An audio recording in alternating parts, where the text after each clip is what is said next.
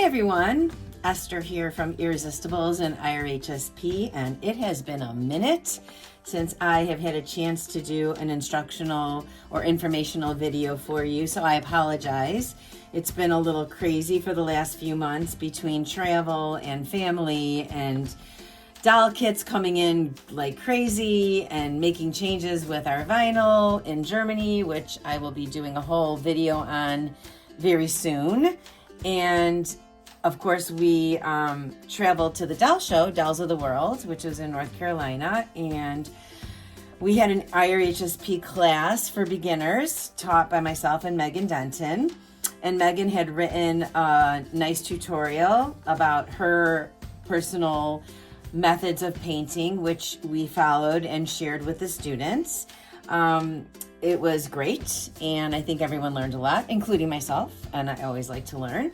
And for the class, Lorenzo and I had put together some new colors, which we used in the class, and one was to do a blue model or blue undertones or veining or whatever you prefer, and it is now on the site, and we are calling it Phthalo Blue. So we hope that you'll check that out. Really, really nice color. The other new color that we did is a Phthalo Green, which we used in the class as a green model. But a lot of you, I know, use layers for, you do a lot of layering and translucent layers for your skin, and you use a green, and this is just a gorgeous, gorgeous green. So I'm hoping that you guys will check that out too. So wanted to just mention that to you. But today I would like to talk a little bit about how to achieve some cool skin texture using pore texture and matte varnish. And again, just to remind you, all of our products can be used together individually. They can be used out of the jar. You can mix them with a little bit of a mineral spirit. This is what I prefer. This is called Gamsol. It's an odorless mineral spirit that is fairly eco-friendly, does not smell, has a very nice quality to it, doesn't make the paint or the mediums too oily, marginal separation. But of course, if you use your Liquithin with a little bit of the Gamsol or even the other solvent or thinner that I like to suggest, which is the extra mild citrus thinner, which does have a little bit of an odor. However, it is a beautiful orange peel scent. It is not a chemical type of a scent. It is just a really lovely scent. And this is great for people who really want something more natural, and that it is definitely eco-friendly. And a lot of people with asthma or issues with, more of the chemical solvents, like, Mona Lisa, for example. This is a very mild and lovely product, and I highly recommend it. But my personal choice is to use the Gamsol. So I always take it and I put it in a little smaller bottle, so when I'm doing these videos, I don't have to pour out of a big bottle. But I wanted you to see it. And Gamblin has recently changed their packaging, so you might not have recognized the bottle, but that's how they're currently packaging their products, and they've been around since 1994, so they have a great following and great results. We will also be stocking these products, working on putting together a nice order with the company that is the supplier for us, and we will be adding a lot of really cool new art supply products to the site. We're slowly doing it, but we will get there. So now to the reason I wanted to do this video for. Pore Texture has taken the market by storm. I mean, whether it's our Pore Texture or Pore Texture that's made from an air dry product like our Ultimate Fusion makes a lovely, lovely air dry matte varnish that you can apply the same kind of processes with. It's just air dry, and there's no baking. But being a fan of heat set paints, overall for myself, I just happen to like the way that they paint. I like the way they look when they're finished painting. They're much more forgiving. If you mess up and you haven't baked it, you can literally wipe it off with a damp cloth, or I just use my Ajax wipes, or whatever that's called, Clorox wipes, and then I just start all over again. But I know that Sue Ellen Taormina was announcing that she had come up with a really cool texture. I haven't had a chance to check it out, and I want to toot her horn because she is the reason that I'm even painting at all. I learned everything that I know from Sue Ellen Taormina, so check that out in the air dry arena. If you choose to paint with air dry or a combination of both, you certainly can do that. But today we're going to talk about heat set, matte varnish, and pore texture. Sorry, I'm taking that out of your view. So I have always recommended that you use a latex-free or any kind of like a sponge to achieve either like a modeling or translucent layer with your colors and or with your mediums. Basically, I have always said take our pore texture straight from the jar, brush it on, and then apply it to your surface. I have since learned that I really like the effect of when I take a strong bristle brush. This is it's pretty coarse, and it's very firm and very dense, but it's a great brush, and I should be getting some in. I ordered them, and I've kind of been going through a few different ones to see which ones I want to stock, but it's basically going to be like this. And I wanted to show you pretty much how I apply it, and then I wanted to show you the before and the after. So this is just a tummy plate that we threw a bunch of color on. There's no rhyme or reason. I like to always paint my mediums and show you guys how they look on painted vinyl instead of just doing it on the raw vinyl. But I literally just take this and I dip it in the pore texture, and then I just start going like this all over. Now, you can see that there's glops on there. So as you kind of go through it, you will see that it will deglop itself. I mean, I suppose you could brush it on if you wanted, and then take the bristle brush and do this to achieve your texture. But this is gonna gonna achieve that really like skin-like looking texture, almost like leather. I don't know how else to describe it. It looks a little bit different than when you apply it with this, and I'm going to do a little bit of both, so when I heat set it, you guys will be able to see the differences, and then of course it will be your choice about how you want to go ahead and use it in the future. But even if you take this brush and you twist it a little bit, it's fine, but I don't even find I have to do that. I just want to make sure that I get all of the white, and I am not going to see any larger areas of white that have collected, because that's when you're going to have issues when you're trying to cure it. You want to make sure it's a thin, somewhat thinner surface, or what am I trying to say, a thinner consistency on the top of your doll's head, leg, arm, or in this case a tummy plate.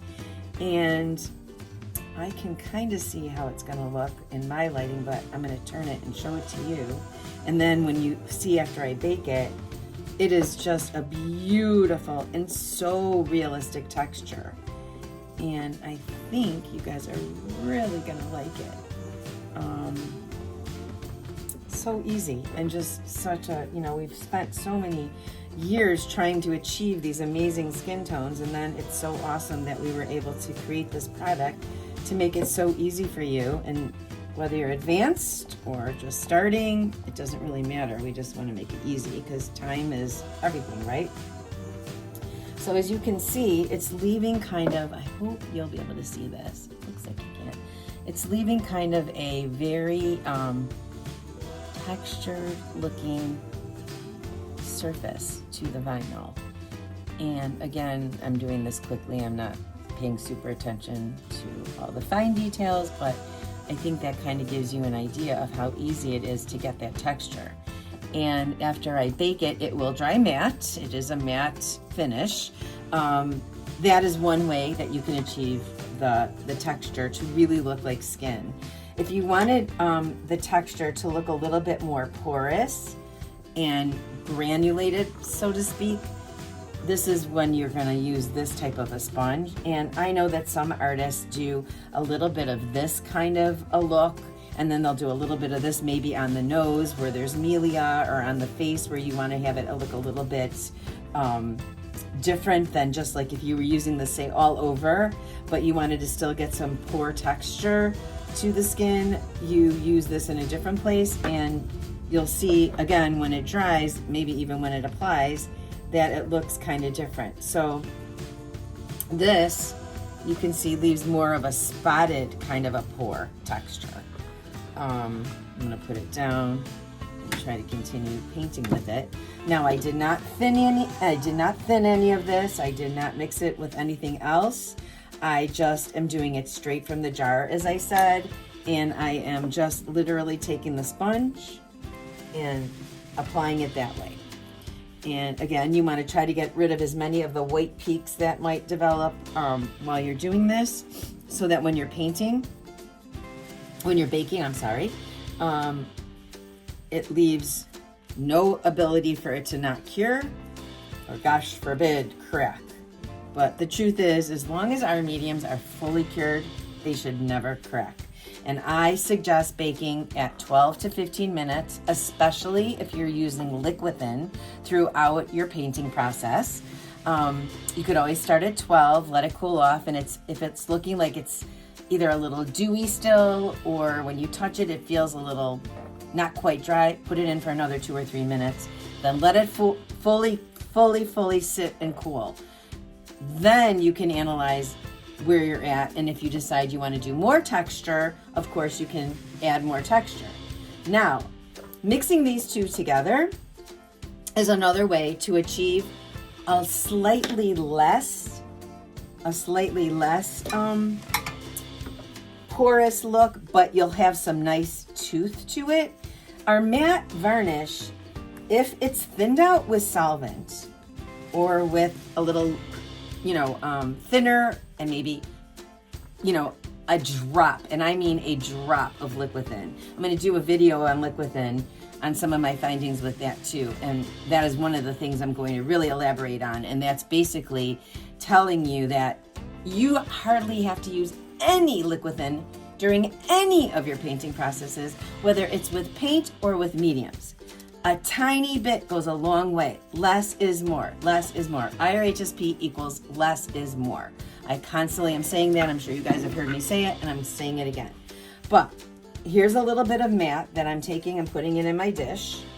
And the two of them look so much alike, it's going to be hard to tell. But I'm also going to take a little bit of pore texture, and I'm going to put that in the dish with the matte, and I'm going to mix them kind of together.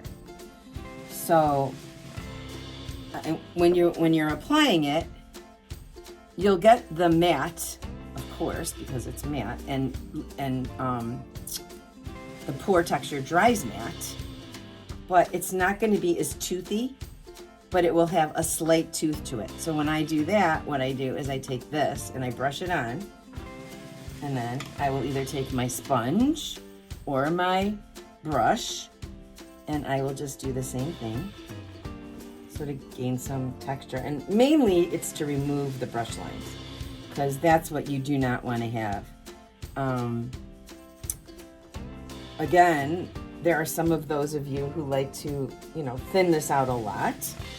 I mean, I'm just saying basically that you can do a million different things and get different results, or you can do a million different things and use different tools of the trade and get the same results. So now that I've done that, and you can kind of tell that there's 3 different sorts of applications, but it is wet, so I am going to go bake it, and then I'm going to come back and I'm going to show you the results.